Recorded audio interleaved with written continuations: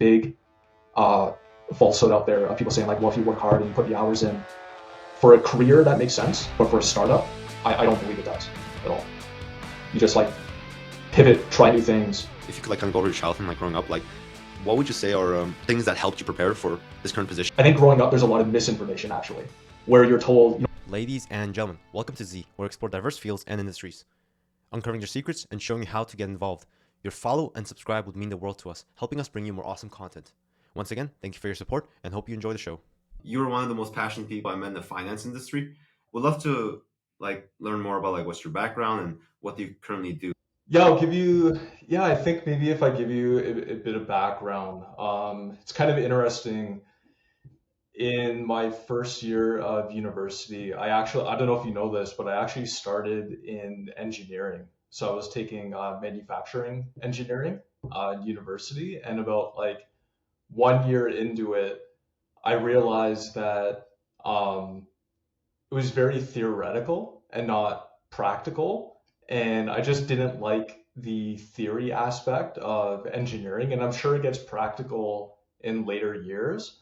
But in second year university, I actually made the transition over to business.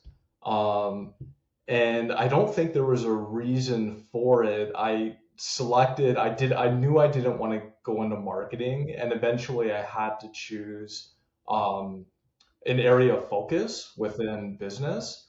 So I ended up choosing accounting. And then coming out of university, I got a job at PricewaterhouseCoopers. And they actually have an office in South Korea as well. So they're all over the world. Um, and I think at PwC, I had a pretty wide range of experience, like working in different industries and with different companies. So some were like manufacturing based companies, sometimes real estate, other times, pharmaceuticals. So you get like a really wide range of experience. And I started to really like manufacturing businesses, or really types of businesses that are a bit more outside of like the banking industry overall. So a business that has more of a physical aspect, they have an operation, sometimes they have a warehouse, um, and it eventually led to looking into like SaaS businesses. So like when I first left PwC, I joined. It's actually a food-based company, so they buy food all over the U.S., import it into Canada, and then resell it at grocery chains. So we eventually sold that. It was a family-owned business. We sold it to a private equity company. After that, I joined a rental business as well as controller. And that was owned by private equity, and we built it up. And after a couple of years, we sold it to another private equity company again. So I started along this track of being with organizations, building out analytics for the company to improve the business, and then eventually selling the business off as well. After doing that a couple of times, I realized that I'm not the type of person that likes to repeat daily or monthly tasks over and over again, which sometimes you could get caught up in accounting. So that's why I eventually left, decided to do my own thing, and that's where I'm at today, where I started my own company, which is a consulting company essentially, and I really try to bridge the gap between tech and accounting, so tech and finance. So I'm not, an expert in programming by any means. I'm not, a professional developer, but I think I understand enough where I could have meaningful conversations with dev teams. And if I'm in a SaaS business, that works out really well. If I'm in a more kind of manufacturing operational environment, then my tech side really focuses on analytics as well to improve the business. So that's kind of where I'm at today. Yeah, you told me you first started engineering degree and then you transitioned to accounting and you work for PwC. How was that process like? How did you go about rising that fast? Yeah, with at those accounting firms, it's actually like it looks great from the outside, but it's actually a pretty similar process for a lot of people within those companies. So every year they have valuations. Um, Unless you've really messed something up or did a terrible job, you're essentially going to progress to the next level. And I forget how many years you have to stay at every single level, but you really start as, a junior associate, then you would be an intermediate associate, then a senior associate by third year. Um, I think in general, you'd probably be at senior associate for probably 2 or 3 years. I forget what it is, before you make manager. But in accounting, it's weird because you either want to make it to partner, like to be a partner of a firm. And I realized early on, if you don't want to be a partner at an accounting firm, then you really have to question, like, why are you there? Like, why are you going to stay? Because that is the goal, is to progress through the firm and eventually get to partnership. I think there's a few people that stay, senior manager forever, and they have no intention of ever becoming a partner. They just love the work. But at senior associate, I kind of reached that point where you get your CPA designation, and then I think that's the pivotal moment where everybody decides, what do I do now? Do I stay and become partner, or do I leave? And it's what they call joining industry. So you get a job at, a company and work in finance. What would you say? How did you go about finding like your passion? Would you say you're currently passionate about what you're doing? And if so, how do you go about finding it? Yeah, it's interesting. I think the opportunity I had at PwC is working for a lot of different companies in different industries. And most people don't get that experience because, out of school, you join a company. So if you're in development, let's say, you might join a SaaS company, but who knows what they're developing or what they're working on. Or you might join, a gaming company, but what types of games are they developing? Like, there's only so many gaming companies out there. And once you join that company, you might be there for a couple of years. You're so limited on your experience that it's probably really difficult to figure out, like, do you actually enjoy that? What could it be like in a different company or within a different industry? So I think, you doing these podcasts, I think, gives you that opportunity to talk to people that are in different industries. So if you're not like if you're not in the finance or accounting realm, and you're not going to get that opportunity, I'd recommend, talking to a lot of people and like reading up online. There's a lot of things like glass stores out there where you can see different reviews. There's a lot of web pages where like employees would leave reviews.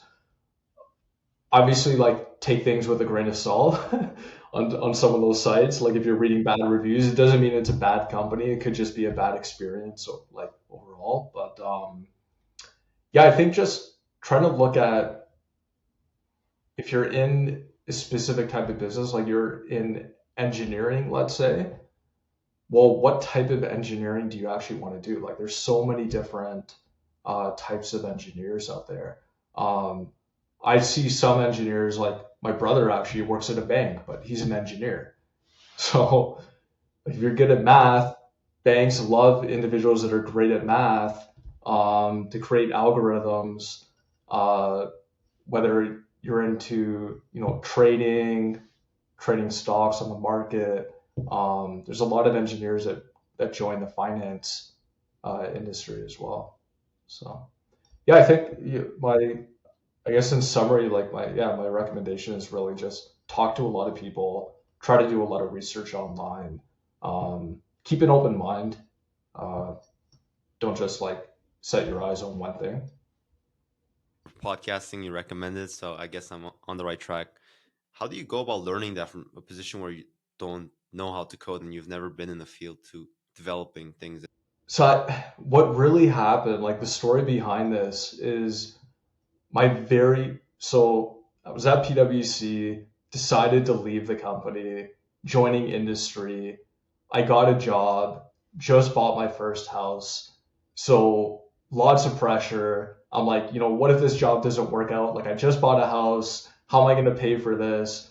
I joined the company. The CFO at this company created this role for me. Like this role never existed within this company. And it was a senior financial analyst role. So they never had like a financial analyst within the company. So I joined, and within 3 months, the president lets the CFO go. So I'm sitting there like, I'm not even past my probationary period yet within this company. What's going to happen with my job now? Because like this CFO just created this role for me and now he's gone. Like I have no idea what's going to happen. So I actually ended up like I didn't get a title change, but I had to take on all the responsibilities of the CFO. And like this is my very first job out of PwC. So when I started looking at all this work I had to do, I realized like this is impossible. I physically cannot get this amount of work done. And that's where I started to look at coding. So I started with like Visual Basic, like in Excel, creating macros. So there would be like an Excel file or a report that I would have to create, and it would take like 2, 3 days to create the report. So I would go on YouTube or like just find resources online, bought a couple books, um, and started to write VBA macros. I would take like reports that would take 2, 3 days are now done like click of a button within 10 seconds. So I think it was out of necessity because I'm pretty sure I would have failed in that role had I not learned to code. So I think it's, you adapt to the situation, and I think the combination of having a lot of pressure with me being scared of losing my job. And I've always had an interest in coding too. Like when I was younger, nothing major, like just like HTML, some pretty like plain fixed web pages. And I always found it interesting.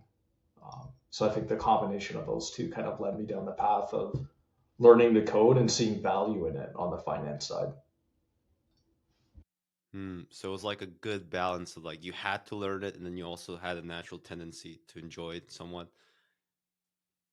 Yeah, and it kind of snowballed because once you start seeing the opportunity and the time saving and efficiency and the automation that it could create within a company, and once you start sharing that throughout the organization, you eventually start having other people in different departments. They're like, hey, I saw you created this report like for the finance team. Could you do something for like operations? Will come to me and they're like, we've got 150 truck routes that we go on every single week. I want to know how full these trucks are. Like, could you code something? So I would get access to the database. You start looking at all the orders and how they're routed on different trucks. Put a report together to be like, hey, these are specific routes that we think are not uh, have more opportunity to like fill the truck up more, or like this is where we're inefficient. So yeah, you start having like people throughout the company asking for things, and then you just come up with unique ways to get the data and put reports together. And you mentioned that they created a job opening for you. Like, why do you think that was the case? Yeah, so it wasn't like for me personally. They created like the SFA, like the senior financial analyst role. Now it could have been filled by myself or somebody else. It just happened to be me that filled the role. I think what happened was it was a family oriented business. So the company's been around for over 100 years.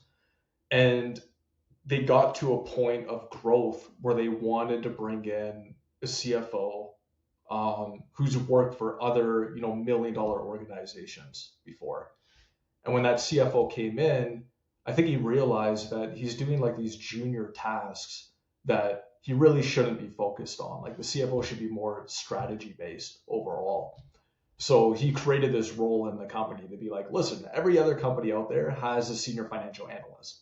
Like, why does this company not have one? So he created that role. I'm lucky, fortunate that I was the one that got hired overall, but it could have been someone else. And I'm still kind of confused on like what a chief financial officer does. Could you kind of explain what CFO does? Yeah, so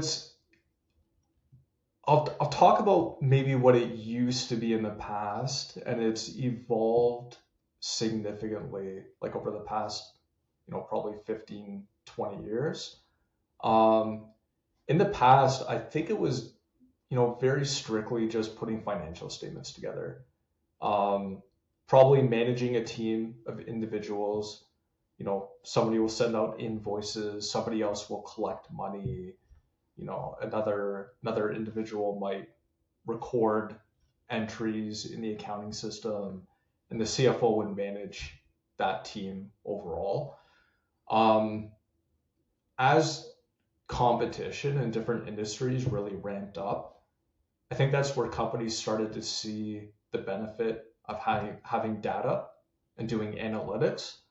So I think eventually that CFO role really moved into more of a strategic role for the organization to say, um, if you're gonna make shoes, if you're a shoe manufacturer, you're Nike and you got to compete with Adidas, then the whole idea is how do you make the shoe cheaper, right? From a financial perspective. So if you're looking at numbers, how do you keep the quality high? How do you keep your costs down? Well, who best in the organization is going to have all the information relating to like what vendors are you buying materials from? What price are you buying it at? What's the cost of the warehouse or your labor cost of the employees that work within the warehouse? I think finance overall was just in a great position because they had all that data available to them.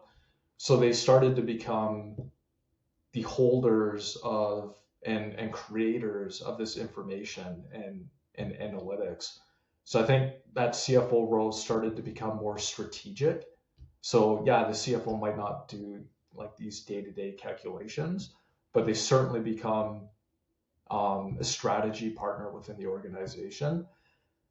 I think especially more so over the past couple years, they've gotten more involved in security as well. So if you're going to be the holder of a lot of this confidential information within an organization, I've seen that finance role start to get involved on the security side as well. So technology, security, how do we store the data? Whether you're going to set up a data lake or a data warehouse. So it's not just finance, it's logistics as well, and then technical as well, and then just strategy. Wow.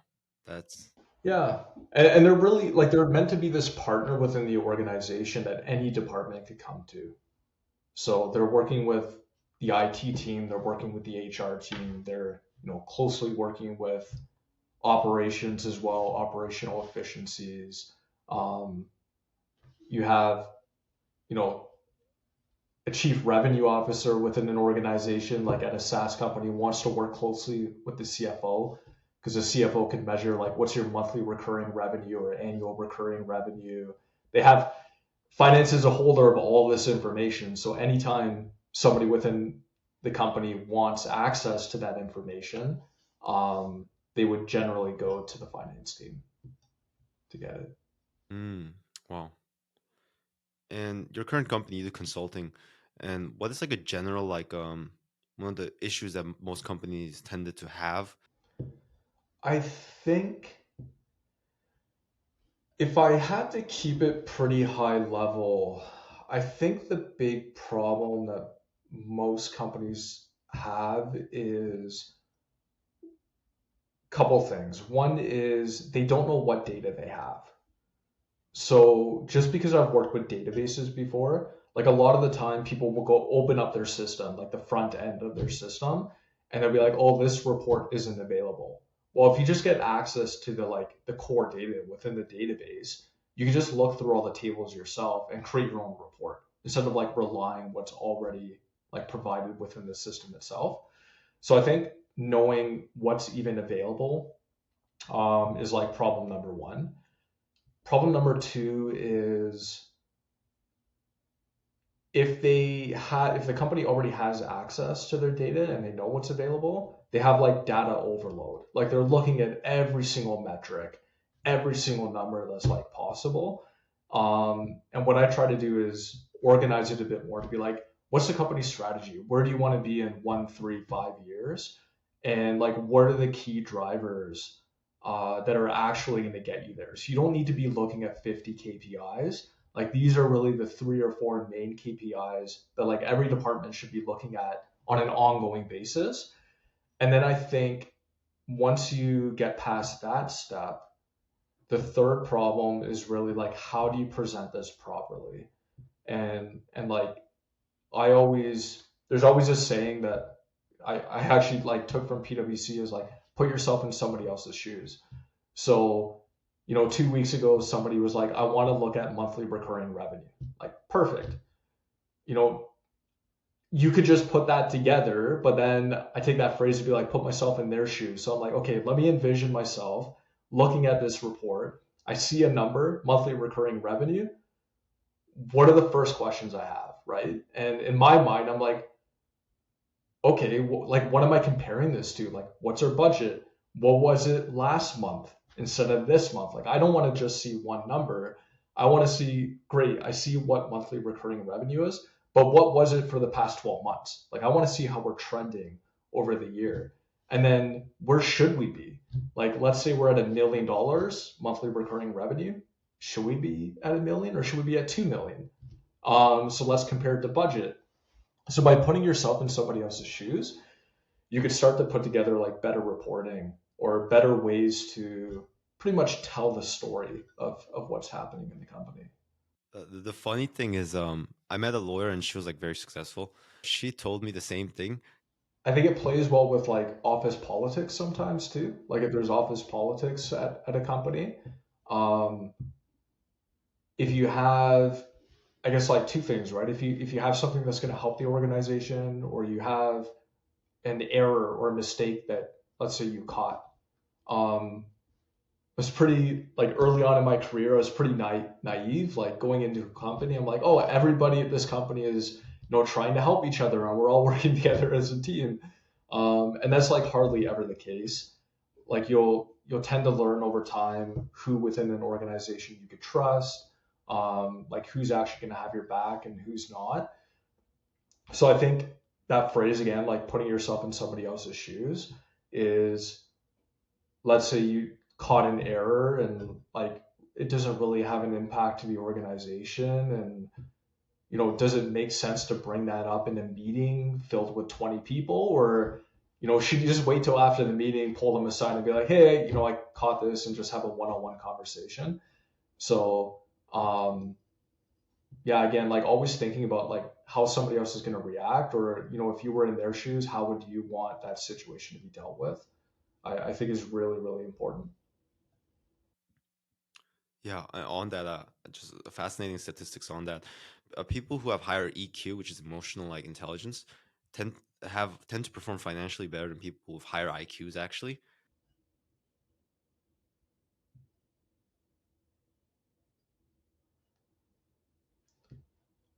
I think like it's different for everybody, but if I did ever have to recommend a book, it would be How to Win Friends and Influence People. It sounds like a really weird title, and I think it's like probably 60 or 70 years old, this book, but it's still very, very relevant to today.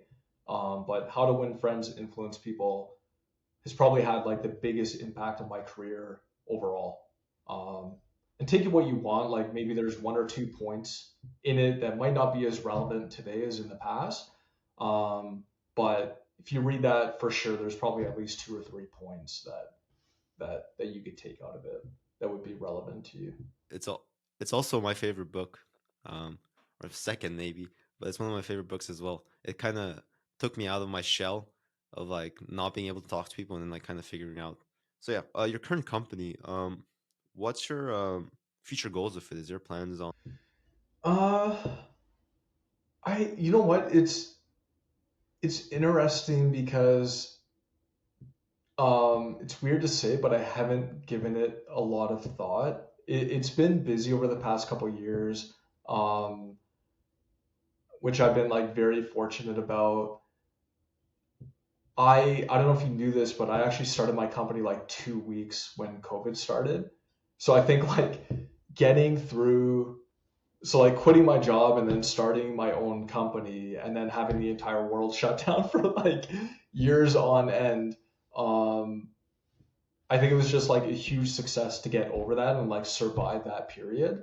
And now that I'm through all that, I've got a couple clients that I'm working on. I think they'll continue throughout this year. I think at that point, I may actually just take a step back and just to give myself some time to think like, all right, what's my strategy here? Like, I've tried a lot of different things. I've worked with a lot of different clients. What do I actually enjoy? What do I not enjoy? And I think that'll help me figure out if there's like a specific industry I want to focus on, or should I, narrow down my services a bit to like only a few specific things that I actually enjoy. So I don't know what that is yet, but I think this year for certain, there'll be a point where I kind of just take a step back, maybe take a couple weeks off from some clients and give it some more thought. So you kind of take the approach of like a consultant to your own life, like the strategy, what's the Yeah. mission, what's you know. Yeah, That's I interesting. guess it's kind of like the mechanic whose car is always broken, right? Like you're always fixing other people's problems that, eventually you can step back. You're like, wait, I gotta figure out like what's my own company strategy? What do I want to do? So And so you currently do you said you did automations and like use coding. Did you use AI for those? And how'd you go about incorporating? Like what kind of tools did you tend to use? yeah, so I haven't used AI much other than verbiage. Like, so actually things I don't enjoy doing, like if I need to write a long text or create a job description, or like if I'm hiring for a client, if I jump into a client, I need to hire someone for their finance team. I hate writing job descriptions, so I'll just let AI do that. Like I use ChatGPT. So a lot of the things I don't enjoy doing, I'm trying to use, which happens to be like writing and text. Like I'm more of a numbers person. I'll try to rely on ChatGPT for that. Um, I am starting to think there's some more operational clients that I have where goods would come back into their warehouse and they need to like identify, they've got like 50, 60,000 products, but they need to identify like what these products are before they go back on the shelf. um, and right now their staff, like they rely on staff, their staff are very knowledgeable, they know what every product is just by looking at it, but it's a very slow process. So I've been thinking like, how could I set cameras up on a conveyor belt, um, and then you would just train AI models to recognize their products. So you just feed in like hundreds of thousands of images of their products to train these models. And then like as the products fly down the conveyor belt, the AI model already determines like, oh, it's this product and like counts it back in, like into their warehouse. Um, yeah, just like, so they're more like concept based right now, but I haven't actually implemented anything of significance using AI. Um, it would be pretty cool to, yeah, there's some, I'm sure people are working on this already, but within the finance industry overall, like working in a company, you'll realize you get like random questions throughout the day. So like randomly, somebody's doing an RFP, and they'll say like, oh, I need to know like what was our revenue for the past 3 years, or like how many of these products did we sell like for this product line. But in my mind, I'm like, why are you asking me? Like, why don't we just train a model on our own financial data so we have like our own internal chat GPT, and then just anybody in the company could ask it whatever it wants. Like, you don't need somebody in finance running these calculations all the time anymore. You could like very easily train a model to do that. So it would be cool if there was like a very finance focused, yeah, AI models. What hobbies outside of like your work on finance and tech? I don't know what I'm doing these days. I know like in the past I was like big into motorcycles. So I'd always like ride around on motorcycles. I was doing so I think for me, my biggest hobby is learning. Like I don't know why. I just love learning things. So for me, like I saw a motorcycle, I'm like, I want to learn to ride a bike. So went out, got a bike and loved it. I think I had one for like 4 or 5 years. Got into rock climbing for a bit, so I was like, oh, rock climbing, like that's something I really want to learn. Um, I'm like learning Korean now as well, so that helped when I was like out in South Korea for like the 4 or 5 months I was out there. So I think I think the hobby in general, because I'm always jumping around trying new things and like doing different things. I think in general my hobby is like learning. I'll just find something that's interesting and focus like a year on it or a couple years on it, and then move on to something else. I think that's a beautiful way of stating it because I also felt like I was kind of confined and like, oh, I need to have a specific like hobby, like it needs to be this. But then I like learning, but I didn't like I got bored after a while because I wanted to learn new things. And you mentioned rock climbing. I think rock climbing is like because when I did rock climbing as well, it's like it's a constant learning because you always have to learn new paths. You never like stale, you know. And I can see from your background you have a lot of books. Um, Yeah, how do you yeah. go about yeah? um, how do you go about learning? Like, are there strategies you've implemented that you found are useful, like note taking or like trying to talk with people and asking questions, or yeah, whatever it may be. Um, I think I'm a very hands-on, practical person. Um, like for me, learning to ride a bike was like I actually, yeah, watching like tons of YouTube videos, right? So like setting an expectation, I think is number one for me to be like, what should I expect? You know, what are the, it's a bit of that like 80/20 rule to be like, um, 80% of the, or if you learn like 20% of something, you'll get like 80% of the output. So if you're learning to like ride a bike, ride a motorcycle, you're like, okay, how do you shift? You know, where's the brakes? What are the controls? So you kind of like have an expectation getting onto it. And then after that, you're like 80% of the way there. So after that, it's like all experience, just like get as many hours as possible on the bike. And I think in rock climbing, it's the same thing too, right? If you could watch a bunch of YouTube videos, yeah, you're not going to be a professional, but you got the basics down. Like how should you position yourself on the wall? You know, how do you read a line before you jump onto the wall? Um, you could learn like a lot of the basics, and then once you get the practical aspect of like having to do it in person, you'll pick it up a lot faster. I think it's the same thing like learning Korean. um, yeah, I could just read a book, but I have a teacher that I meet online every single week because I need that practical aspect as well. So yeah, I could watch a lot of videos, go to YouTube, use a lot of free resources online. Um, so then when you actually like put it into practice, I think you pick it up a lot faster. Mm. So you first like kind of learn the fundamentals, and then afterwards just experience and just doing it.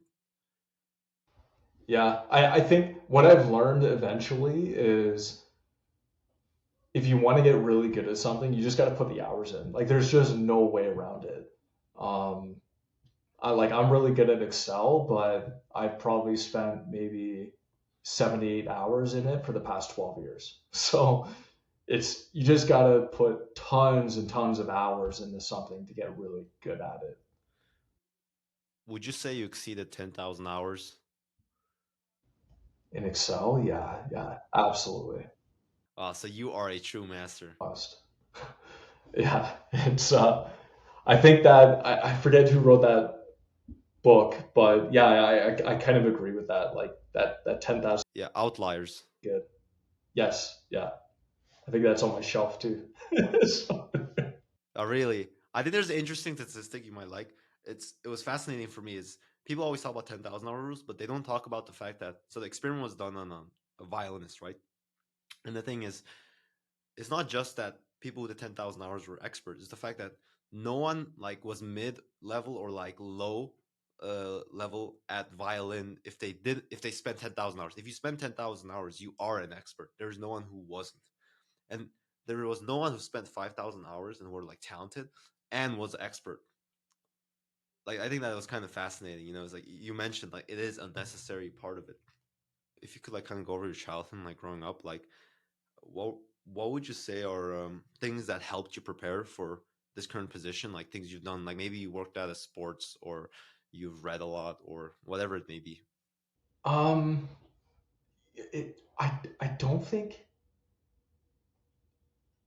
I don't think anything did, to be honest, other than like trying like being competitive. So yeah, I played hockey, I played sports, so there's a bit of that competitive side. Um, I will tell you the one thing that was a surprise to me though, in terms of like starting your own company, because I think growing up there's a lot of misinformation actually, where you're told, if you work hard, all you got to do is work hard, like put in the hours. And I think generally speaking, for like just a basic career and working for another company, it's probably generally true. Like as long as you put the work in, you'll be reasonably successful. Like you'll do well at the job. And sometimes the job might work out, but you'll find another one and you'll be like reasonably successful.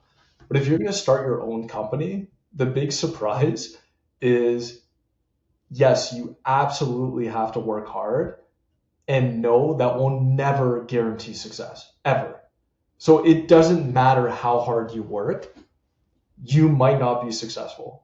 And I think that's where like determination and grit is like super important in starting your own company, because a lot of it really comes down to like the right timing, being in the right place at the right time. It You have to work hard, but it doesn't guarantee anything at all. Um, and I've seen companies that have like great ideas, and it's just like wrong place, wrong time, and they killed themselves for this company, and they failed. But that's just the way it is. Like that's why you have to love what you do. Um, and no matter how terribly, like if you feel you're failing every single day, you still got to get up and go to work.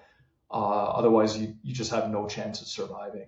But if you look at like other big companies, like Facebook is a huge success, but what was before that, like MySpace or some other.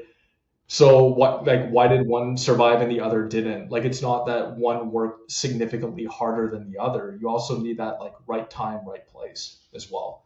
Um, so I think there's this big uh, falsehood out there of people saying like, well, if you work hard and you put the hours in for a career, that makes sense, but for a startup, I don't believe it does at all. You just like pivot, try new things, um, but it's still not going to guarantee success. Do you kind of enjoy that? I I don't enjoy it, but I think in finance it's such a unique situation, right? Because I think being in finance, I have like a bit of a safety net. So it's not like I'm creating like this new invention, and if it fails, I have no idea what I'm doing. I'm doing what I've done my whole career. I'm just doing it like within my own company as a consultant. Um, and if it ever got to a point where I can't find clients or I don't have work, I'm still good at what I do. I can just go out and find another job and join a company. Um, so I think I have like this big safety net, or it feels as though I have this safety net behind me, which makes it less risky in my mind. So it's never worried me. I guess, the COVID period, I was a little bit worried like 2 weeks into starting a business. Like, well, what am I going to do now? Yeah, I Yeah, was a bit worried at that's that point funny in timing. time, but yeah, yeah, not great, but it worked out. But what would you tell yourself, 17-year-old? Uh, like if you had to say something, what would it be?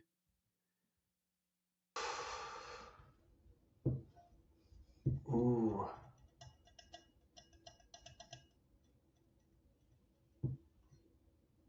I don't know. I don't know if I would change anything. Like the way I look at it is, even if I had a bad experience in the past, like let's say I had a terrible experience at a company, and I want to go back in time and tell myself to be like, hey, do this differently, like next time around. I actually don't think I would, because I think like I've learned so much from the bad experiences that I've had as well, that had I not gone through that, I don't think I would be where I am today. Um, so yeah, I just don't think I would ever go back. Now, if I'm gonna give advice to like anybody else that's 17, and like I think it's, you're gonna have good experiences, you're gonna have bad experiences. Try to learn from the bad ones. Um, have grit, have determination. You're gonna, when I see startup companies and they're starting out, it's funny because I hear the sales team all day, like making call after call after call. You're gonna fail 1,000 times and they're gonna get like one customer. And like after 2 years of super hard work, you might have like 10 customers. And you just gotta keep going. Like pivot, try new things, try it a different way. If you got a SaaS company, maybe focus on a different industry. Try millions and millions of different things. Eventually you're gonna find like that sweet spot or something that works. Um, and then start like focusing on that. Um, so I think you see all this great success out there, but I don't think people see like how many failures people have actually had, like before reaching that point of success. Um, so I bring that point home. I think I learned that over the years, but I'm happy it took me time to learn that as well. So if I had to go back in time, I don't think I would tell myself that. I would just, let me experience it myself.